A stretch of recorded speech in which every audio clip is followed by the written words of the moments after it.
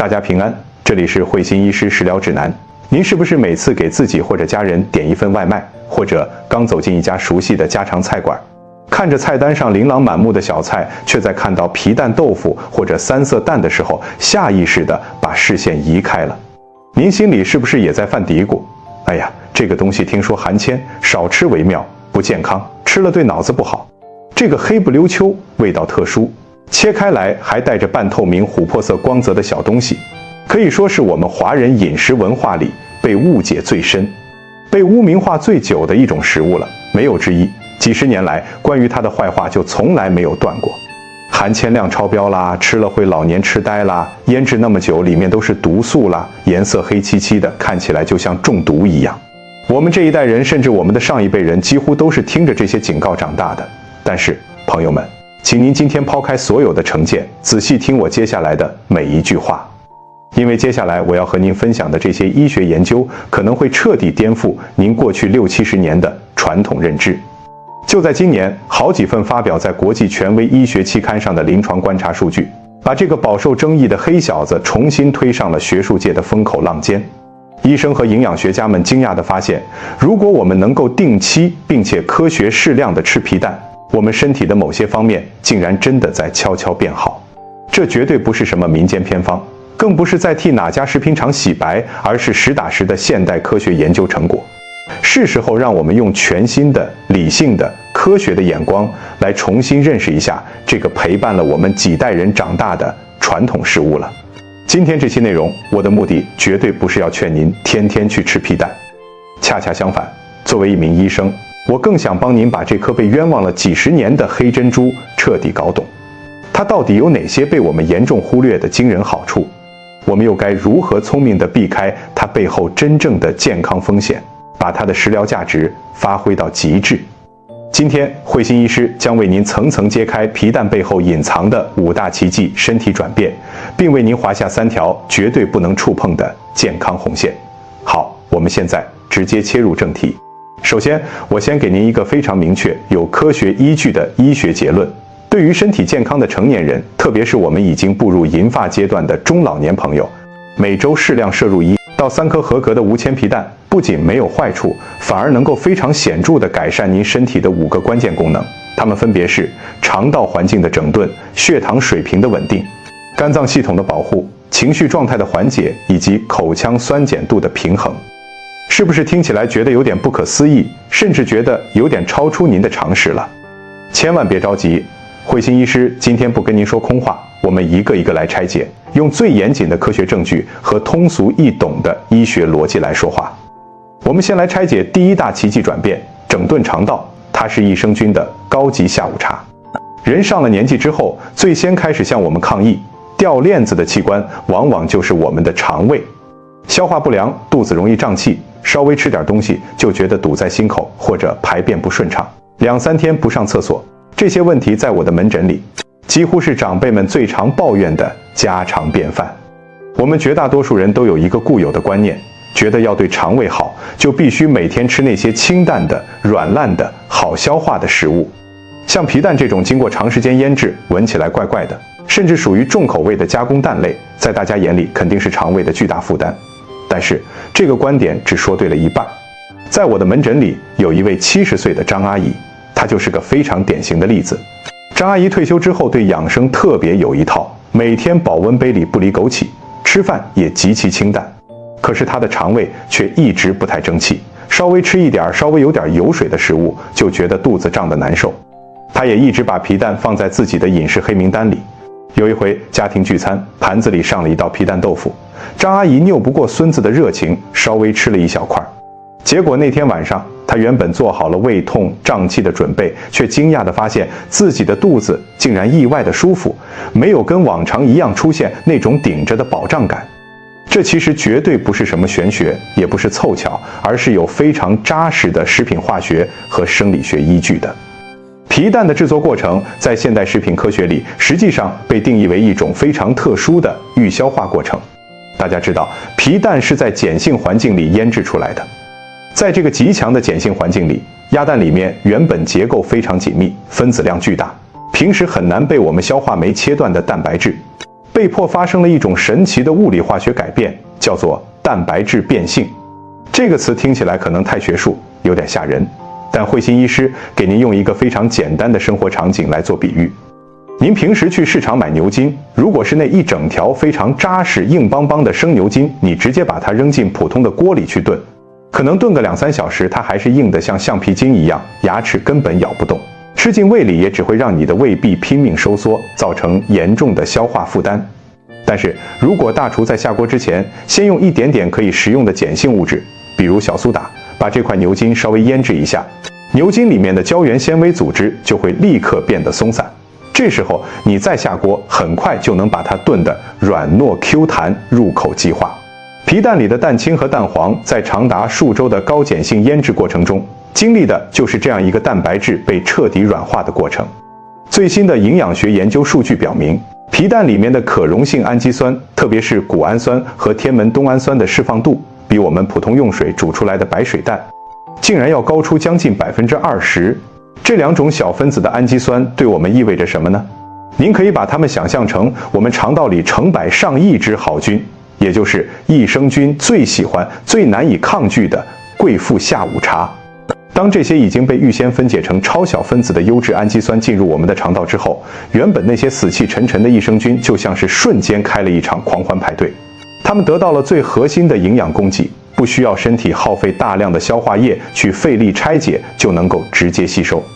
不仅如此，这些氨基酸还会刺激我们肠道黏膜上皮细胞的修复。我们常说，肠道要健康，菌群就得平衡。肠道里的好菌吃饱了、强壮了，拼命地繁衍自己的队伍，那么那些让我们生病、腹泻、产生毒素的有害菌，它们的生存空间就会被严重压榨。一个健康的、充满活力的肠道菌群，不仅能帮我们顺畅地排出大便，解决便秘的痛苦，它更是我们整个人体免疫系统的第一道物理防线。所以，对于那些胃酸分泌正常，但肠道菌群失调，经常容易胀气、排便不畅的长辈来说，每周适量吃上一点点优质的皮蛋，其实是在用一种极具智慧的方式，在给您的肠道益生菌加餐和送温暖。接下来，我们看第2大奇迹转变：稳定血糖，意外的胰岛素平稳器。一提到控制饮食和血糖，很多患有糖尿病或者处于糖尿病前期的朋友，一看到皮蛋肯定是拼命摇头。他们心里想，那个蛋清亮晶晶的，里面的蛋黄又那么深沉黏糊糊的，胆固醇肯定高得吓人，吃了以后我的血管要堵，血糖和血脂还不直接飙到天上去。朋友们，这真的是一个天大的误会。首先，我们今天先抛开胆固醇的陈旧观念不谈，因为现代医学早已经证实，食物中的胆固醇并不会直接等量转化为我们血液里的胆固醇。我们单单来说说血糖，判断一种食物到底会不会让血糖狂飙，最关键、最具有决定性的指标，就是看它本身含有多少碳水化合物，以及它的升糖指数有多高。我们回过头来看看皮蛋，作为一个由鸭蛋衍生而来的原型加工食物，皮蛋几乎是不含有任何碳水化合物的。它的核心成分除了水分之外，就是极其丰富的蛋白质和优质的脂肪。更重要的是，正如慧心医师前面和您提到的，皮蛋的蛋白质虽然经过了碱性液体的预消化和降解，但它的整体物理结构依然相对稳定且富有弹性。这意味着我们的身体在摄入皮蛋之后，消化系统需要用一种非常匀速缓慢的节奏去消化它。消化速度慢，里面不含糖，这意味着什么？这意味着它在进入我们的大脑、胃肠道之后引起的胰岛素分泌反应是非常非常低，甚至可以说是极其微弱的。您可以把我们身体里的胰岛素反应理解为身体对吃进肚子里的食物发出的一道血糖紧急处理通告。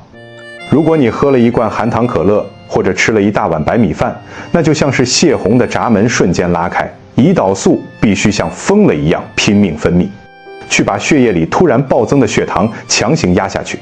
这种过山车式的血糖波动对我们的血管内皮、指端神经都是最致命的慢性摧毁。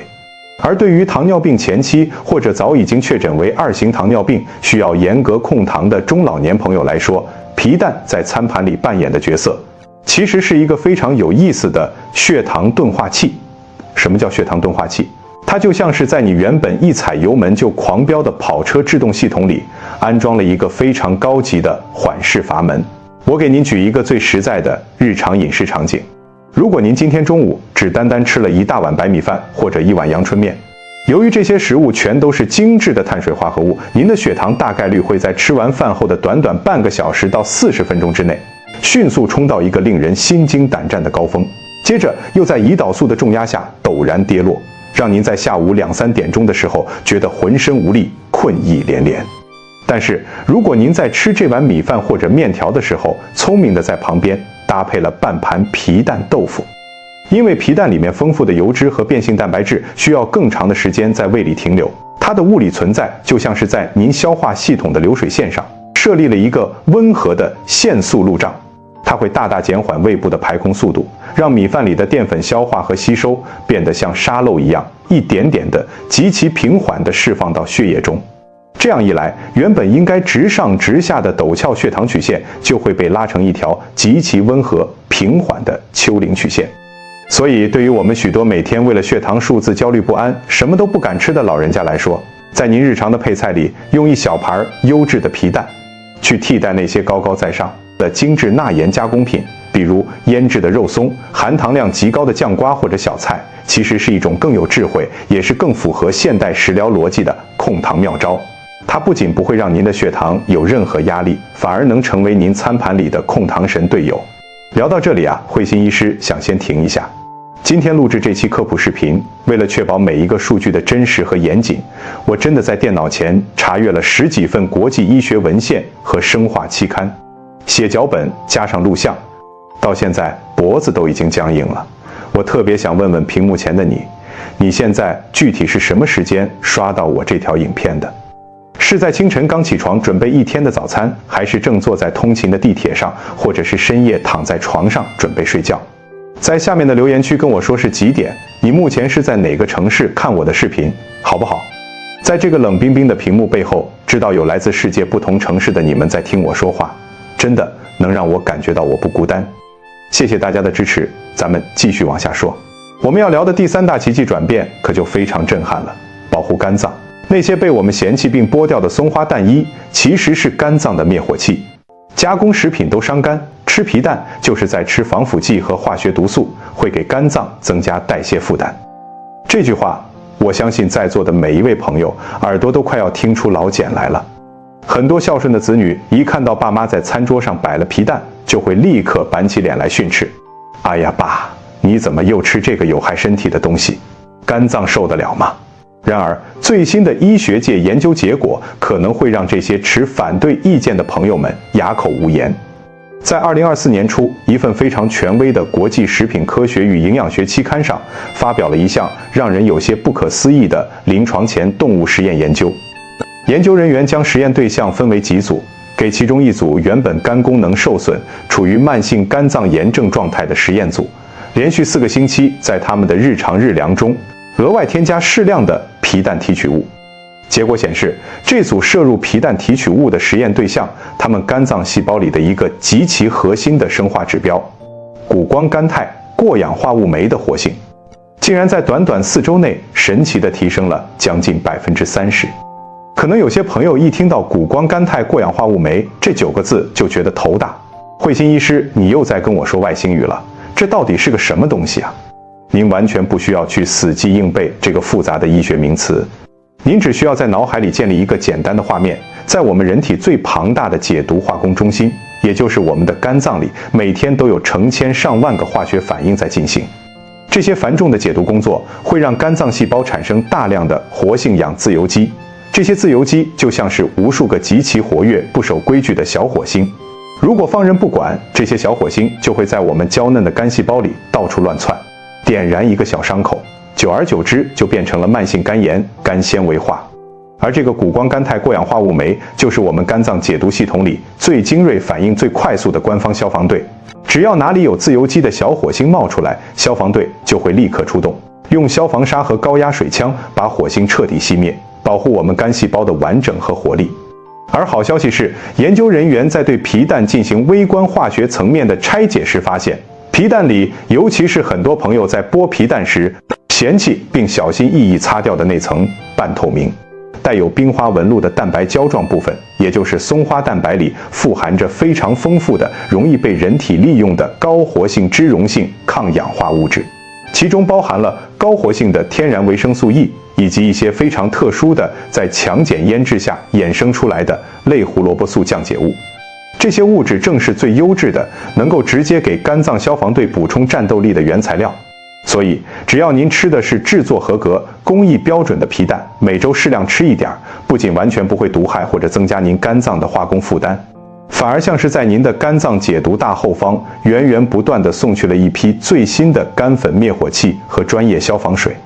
当然，慧心医师在这里必须要向您反复强调和重申，所有的食疗和保护都建立在适量这2个字的基础之上。任何好东西如果当成饭吃，甚至过量摄入，神仙药也会变成损害内脏的砒霜。这个基本的营养学法则是在任何时候都不能打破的。我们接着往下拆解。第4个奇迹转变，缓解焦虑，它是多巴胺和血清素的天然砖瓦厂。听到这一点，有些朋友的第一反应可能就觉得，慧心医师，你开始跟我开玩笑了。吃一个原本用来做豆腐和做粥的皮蛋，竟然还能影响我今天高不高兴、焦虑不焦虑？这听起来也太假、太玄乎了吧？这绝对不是什么玄学，而是极其严肃深刻的脑肠轴神经递质科学。我们生活在当下这个信息极度爆炸、生活节奏快得像陀螺一样的时代，不仅是年轻人在职场上面对巨大的业绩压力，我们很多已经退休的银发族朋友也经常会为了儿女的终身大事、孙辈的教育，自己渐渐衰老的身体，或者看病买药的各种事情，整天把心悬在嗓子眼儿，时常觉得胸口闷得慌，莫名其妙产生一种焦虑感，甚至失落感。这种情绪在医学上被定义为亚健康情绪波动。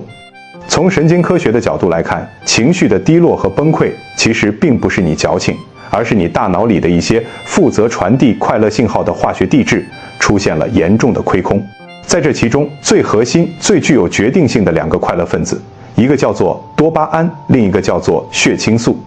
当这2种物质在你的脑突触之间浓度降低时，你就会不可避免地陷入失眠、焦虑、疲惫甚至抑郁状态。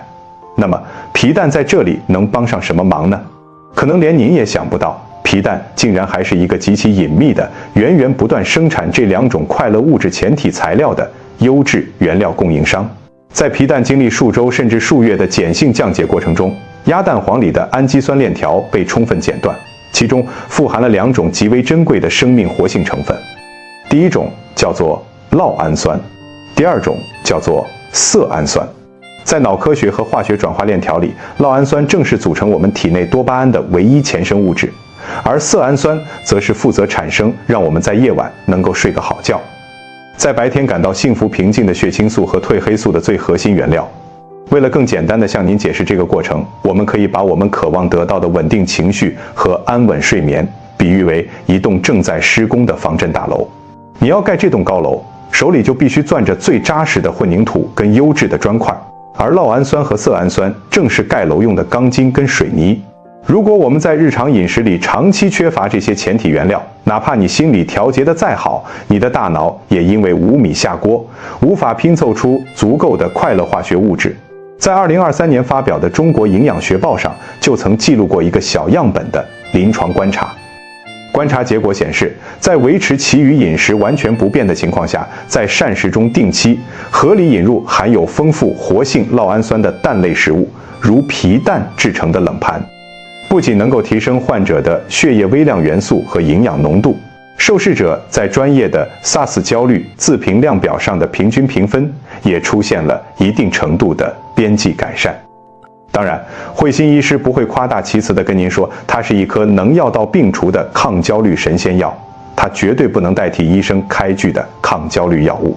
但是，它那极高的氨基酸生物利用率确实可以作为我们日常膳食调理中一个极其低调却又实实在在的神经营养补充站。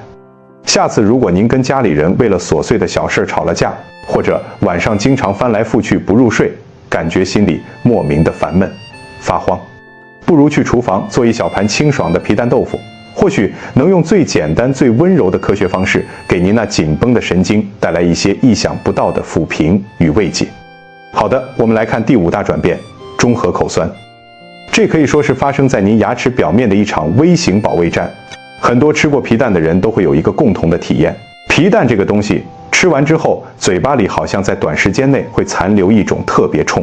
甚至有点类似碱水一样的独特味道。其实，如果您试着用一块精准的 pH 值测试纸去接触一块刚刚剥开的皮蛋，您会惊讶地发现，它的整体酸碱度居然高达9以上，属于非常典型的弱碱性食物。正是由于这个独特的碱性物理特性，它在我们吃饭时的口腔里悄悄建立了一座最坚固的碱性平衡膜。我们每一次和家人朋友共进晚餐，吃完甜点或大米饭之后，口腔里面残留的大量食物残渣，在口腔里数以万计的宿主细菌，特别是变形链球菌的疯狂蚕食下，就会在短短几分钟内进行无氧发酵，产生大量的有机酸。这些酸性物质就像一条具有腐蚀性的隐形墨水，在我们牙齿最坚固也最脆弱的外保护壳牙釉质表面疯狂地进行细微的脱矿。这就是我们牙齿敏感、喝冷热水牙酸，甚至最后变成一颗坏牙、虫牙的最底层化学原理。而当我们在用餐的过程中吃一小块皮蛋，它所带有的天然弱碱性特质，能在入口的一瞬间，像化学实验里的酸碱中和一样，迅速消解由于其他食物产生的口腔酸性微环境。这就像是您的牙齿原本在一场酸雨里淋得千疮百孔，而皮蛋的出现瞬间在牙釉质表面撑起了一把温柔的弱碱性雨伞，在日常生活中极其微妙地延缓了牙釉质脱矿的脚步。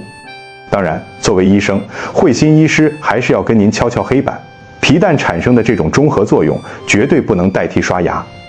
用牙线，但是了解它的这个隐藏特性，能让我们在出外应酬、旅行或者手边没有洗漱工具的尴尬情况下，通过一道得体的皮蛋前菜，在无形中给我们的牙齿争取多一点点的保护时间。怎么样？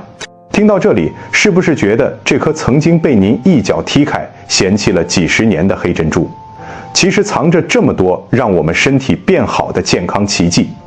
但我知道，现在肯定有很多聪明的朋友脑子里已经闪过了一个巨大的问号。慧心医师，既然你把皮蛋说的这么有营养，那我从明天开始，每天早上配粥吃一颗，每天晚上配豆腐吃一颗，天天不重样，可以吗？千万慢着。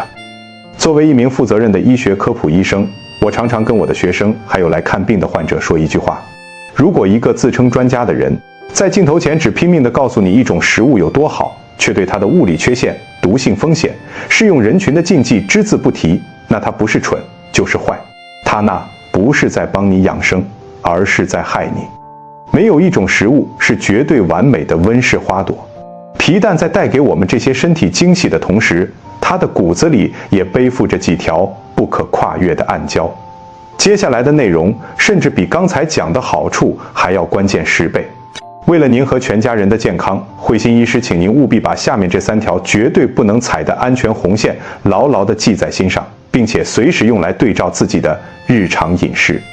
首先是第1条红线，产地不明，包装残损的小作坊皮蛋绝对不碰。无铅工艺并不代表零风险，高钠才是悬在头顶的达摩克利斯之剑。我们必须坦白地承认历史，在过去那个食品工业极不规范，甚至可以说是有些混乱的年代，传统的小作坊在腌制皮蛋的时候，为了大幅度的高凝固效率，防止蛋壳在腌制过程中漏胶坏掉，会往石灰泥中人为的添加大量的黄单粉，也就是我们俗称的工业级氧化铅。如果长期甚至是一次性大量摄入这种传统皮蛋，铅离子会像一个拆迁工一样，在我们的神经元系统、造血干细胞以及肾脏微血管里堆积下来，造成无法逆转的铅中毒，甚至直接对脑部神经造成毒性损毁。这也就是为什么我们这一代人会从小听到吃皮蛋会变笨、得老年痴呆的底层原因。但是大家尽可放宽心，在现代的正规食品工业标准下，合规厂家已经全部普及了无铅腌制制成。只要您是在正规的大型连锁超市或者具备营业资质的卖场里购买那些外包装完好、印有明确食品安全认证或者原产地地理标志，能够清晰追溯生产厂家的品牌包装皮蛋，在铅安全这一项检测指南上，它们都是完全达标的。大家尽可以把心放进肚子里。但是，请听我的这个。但是在现代医学里，即使蛋里做到无铅，它背后的另一个健康隐患却被99%的人彻底忽略了，那就是高钠。皮蛋由于它的特殊加工机制，必须在极高盐分、高强碱的料泥中包裹数十天。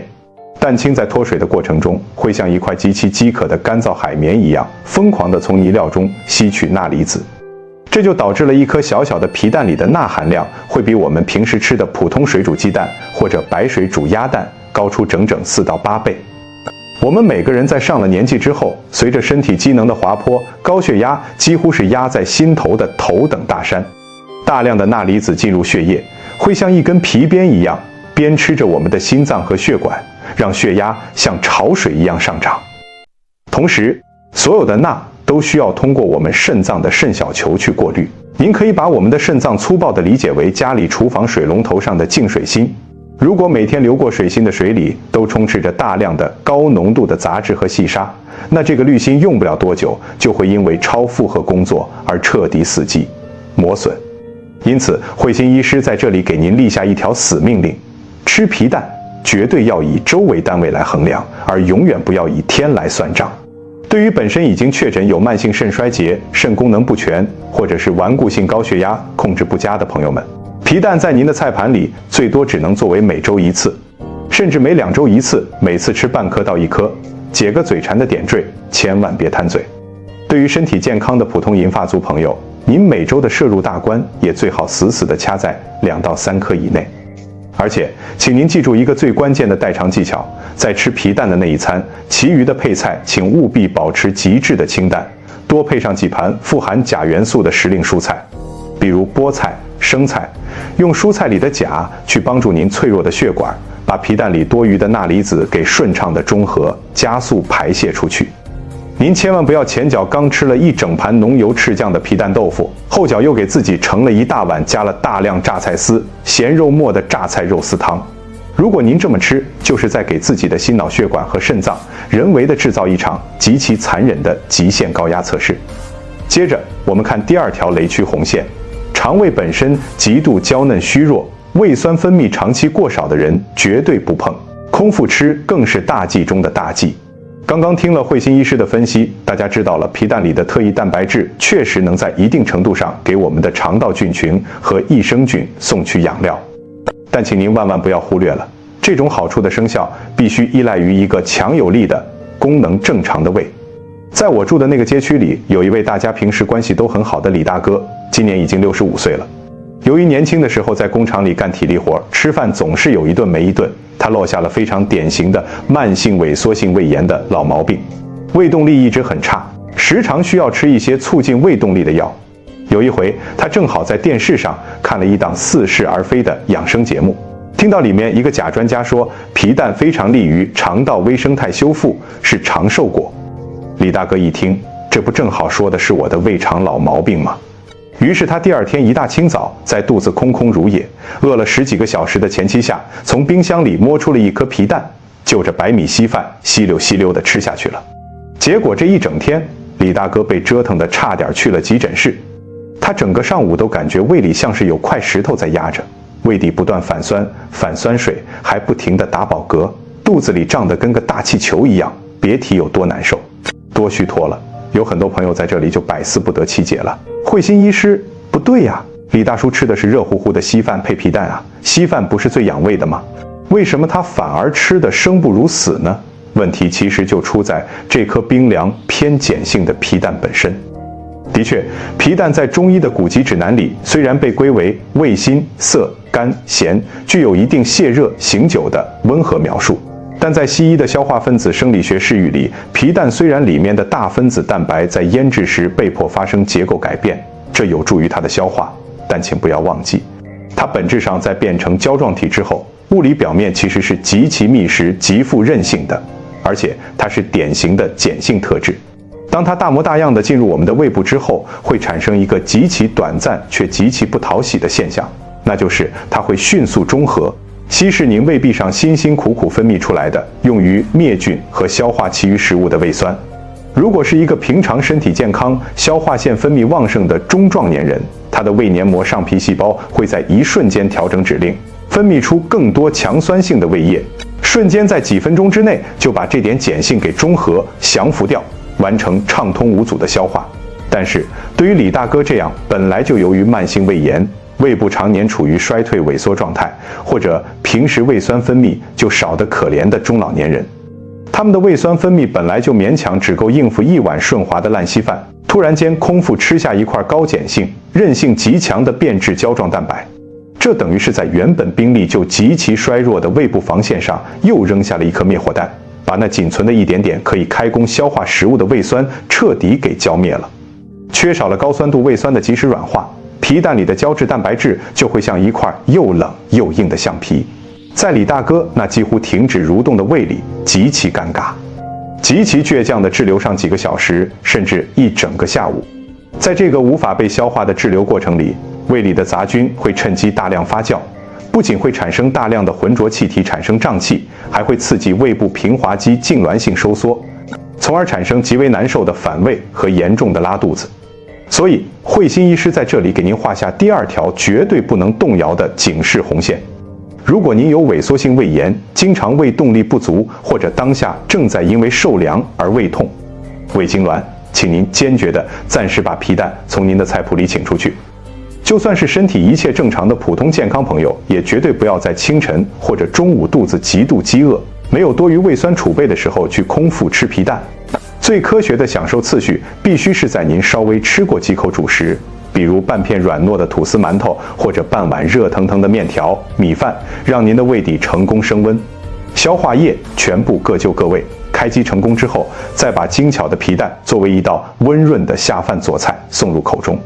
只有用这样极其讲究、极其符合生化运作的方式去吃，我们才能实现我们想要强身健体、扬长避短的目标。我们继续来聊第三条红线，也是许多人在日常生活中都会掉以轻心的雷区，不懂挑选，甚至胡乱搭配。这就等于是在给自己的身体埋下一颗随时会引爆的定时炸弹。有很多长辈买菜特别图便宜，喜欢去一些流动的小推车摊贩，或者管理极其混乱的路边露天菜市，挑选那些连厂家标签和生产日期都指望不上，用塑料袋随手一裹的散装皮蛋，甚至在剥开的时候蛋白都已经软黏，有拉丝的浑浊异味，他们也舍不得丢掉，嘴里还安慰自己说，哎呀，皮蛋本来就是臭的，这闻着臭吃着香，洗洗煮热了就能吃。我的天，这简直是由无知带来的大灾难。如何利用我们的眼睛、双手和鼻子挑选出真正合格、吃得放心的好蛋？慧心医师教给您3套最稳妥，在菜市场百战百胜的看家本领，全都是干货。第一套技巧叫做拿在手里摇一摇。您在挑选一颗合格的蛋时，可以把它抓在掌心里，用大拇指和食指稳稳捏住它的两端，在耳朵边轻轻地上下晃动2到3次。如果您摇完之后，感觉整个蛋身内部呈现的是一种弹性十足、具有微小力量支撑的震动感，感觉整个蛋是一个稳固的有机塑料块，那这是一颗完美脱水凝固的好蛋。而如果摇晃时觉得内部水乎乎的，里面甚至能听到液体哗啦哗啦极其松垮的晃荡水声，那不要怀疑，这颗蛋在发酵腌制时，里面已经发生了严重液化，甚至早已彻底过期霉变了，请您立刻原封不动地放回去。第二套技巧叫做剥开看胶，观松花。我们在家里剥开蛋壳之后，合格生产保存优质的皮蛋蛋白，它在常温的光线下应该呈现一种带着磨砂玻璃质感的极其清澈的琥珀色，或者是深沉的红茶色，质地像是一块完美的硅胶一样，极其有弹性。您甚至可以用手指头轻轻按一按，绝对不会轻易碎成一滩黏糊糊的稀泥。上面还会伴随有像冬天玻璃窗上的小雪花一样非常精细晶莹的松花纹理。而如果您剥开蛋之后，发现它的蛋白部分极其浑浊，蛋白颜色变得乌黑、绿绿黏黏，甚至软烂的拉丝、粘手，那说明里面的沙门氏菌等有害污染细菌早已经把防线攻破了。这种蛋，哪怕你用锅子煮个10分钟，里面积聚的各种有害毒素，也会让你的肠胃在半夜吃足苦头。请您千万别心疼那2、3块钱，直接毫不犹豫地把它扔进垃圾桶里。第3套技巧叫做蛋黄要有层次的融化。我们吃的时候，把皮蛋从中间切开，一颗合格的松花蛋，它的蛋清和蛋黄之间界限是极其分明的。里面的核心蛋黄应该是由外面的墨绿到中间的蛋黄，最里层呈现一种浓稠的像咸蛋油一样的多层次膏体凝固状，它闻起来会有它独特的极轻微的氨味，也就是我们俗称的石灰皮蛋香。可如果一刀切下去，蛋黄直接像一汪完全烂掉、发绿发臭的黑灰色稀泥水一样，鼻子里闻到的也是一股让人胃里一阵翻江倒海的刺鼻臭鸡蛋味儿。这就是食品卫生标准上的变质蛋，绝对不要放进嘴里。说完了挑，我们再来说一说为什么我们要讲究智慧地搭配它。我们老祖宗智慧凝结出来的很多经典菜谱，比如已经传唱了上百年的冷盘名作皮蛋豆腐，以及我们在餐馆时，长辈们吃皮蛋总要切一小碟嫩生红姜丝，倒上几滴陈醋的吃法。这绝不仅仅是先人们为了单纯追求味道好，而是一系列现代食品营养学上极其无懈可击、极具前瞻性的防卫组合拳。慧心医师先给您解释一下第一个黄金拍档：黑醋配嫩姜。在中医源远流长的膳食论治原则中，皮蛋由于是在高偏碱、含矿物质过剩的工艺下淬炼出来的，它在悟性上被定义为偏寒、偏凉。如果是脾胃功能虚弱，平日里一受冷风就容易胃疼发作的人，如果是直接凉拌切开白嘴吃，它的这股寒性会加重我们体内的湿气。而切细的散发着热烈辛辣物质的生姜，悟性上是极其典型的温热。辛辣的姜辣素能极快地扩张我们胃表皮的毛细血管网，起到强烈的暖胃效果，从而彻底和皮蛋所带有的寒凉性质，在进入胃部之前进行完美的温度和悟性互补。而从现代西方大分子营养学的科学镜头来看，醋里面富含的3%到6%的弱酸性醋酸，其存在的首要目的就是要在盘子里就提前对皮蛋特有的部分强碱性进行一次有条不紊的局部化学中和。在醋酸的温和洗礼下，皮蛋里面可能还残留的一丝丝微小的矿物碱会被迅速降解为一个完全对胃黏膜无害的状态。对于那些先天胃酸分泌就不充裕的中老年长辈来说，醋的存在就等于是在我们的口腔、食道和胃酸到达战场之前，先派了一名极其勤奋的开路先锋，帮我们的消化系统大大的减免了工作负担。而且更奇妙的是，高纯度的食用水醋本身就是日常饮食中性价比最高也最绿色安全的广谱抑菌剂，能把有可能污染皮蛋表层的细微细菌隐患在舌尖之外彻底斩草除根。我们再来看第二个流传到大江南北的黄金搭档新鲜豆腐。在营养的宏观盘面上，为什么这道皮蛋拌豆腐能经久不衰？因为我们要知道，皮蛋本身再好，由于它是鸭蛋脱水制成的，其中水分占比极低，虽然蛋白质浓缩度高，但在常理上多吃还是容易口渴。而豆腐由于是在豆浆中加入卤水或石膏凝固而成，其中85%以上都是饱满温和的植物性结合水分。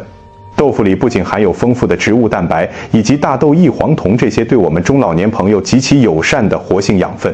用它的极其柔嫩、顺滑、完全零胃部压力的物理特质去中和，搭配皮蛋有些紧绷、密实的韧性口感。这就好比在一个工程中用柔软的软木头去巧妙地支撑原本有些坚硬发涩的铁轨，在整个消化的物理通道里，豆腐的柔能以最优雅的物理姿态把皮蛋对食道和胃肠道黏膜可能产生的刮碰和摩擦感消减得荡然无存。两者在餐盘里一相遇，简直就是一场动植物蛋白交相辉映，温度、悟性与消化负担都达到天衣无缝、黄金平衡的自然绝配。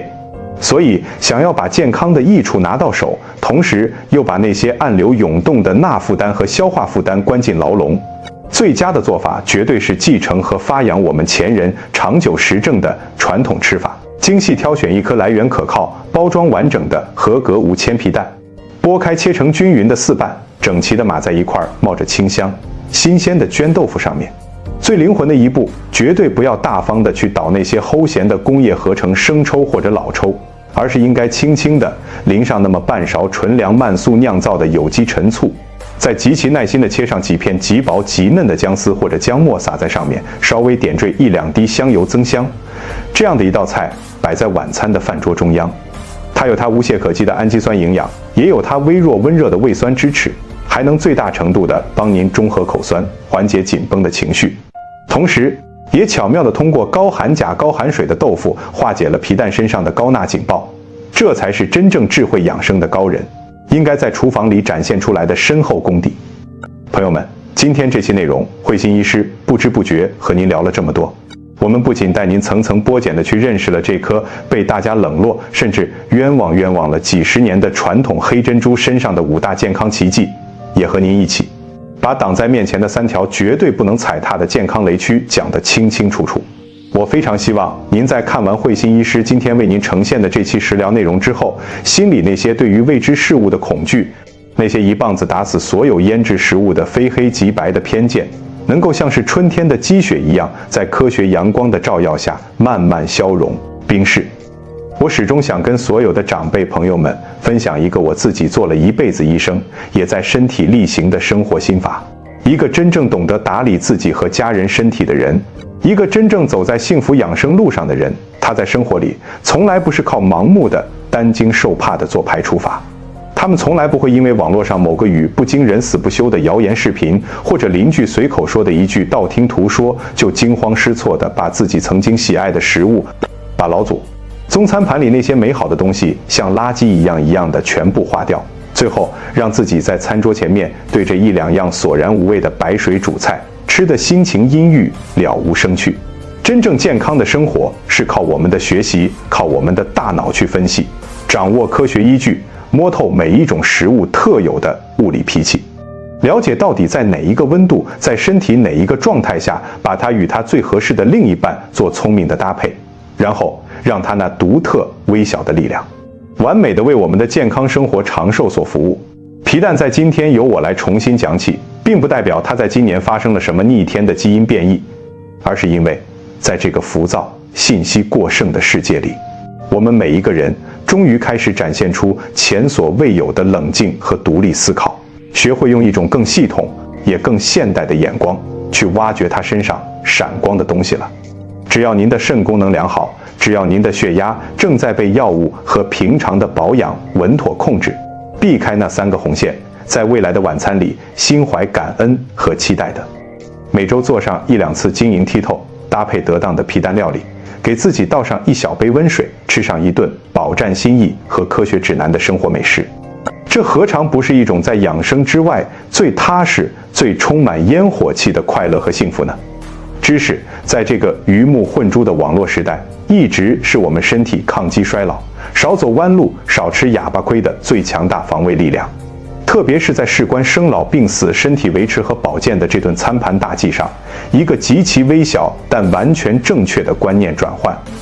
往往就能在未来帮您省下大大去医院检查、买高额补药的辛苦钱，更能给您和您最挚爱、最牵挂的家人的生活送去完全不一样的精彩和活力。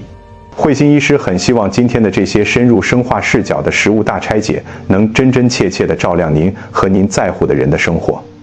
如果您觉得今天慧心医师说的足够坦诚，带给您的也是您以前没了解过的硬核食疗新发现，请千万不要吝啬您手头最温暖的那一个大拇指赞。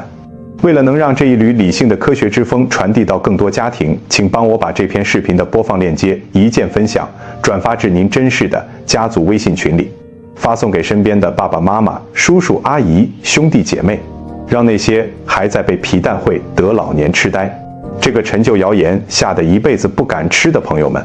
也能在今天彻底地解开这个套在心头的科学心结。欢迎您留下您真诚的感言，或者您自己在生活里吃皮蛋的绝妙搭配方子，在下面的留言区和全世界的病友朋友一起进行脑力火花的碰撞。千万别忘了锁定并且点击订阅我的频道慧心医师食疗指南，并轻轻地把那个代表关心的小铃铛给彻底开启。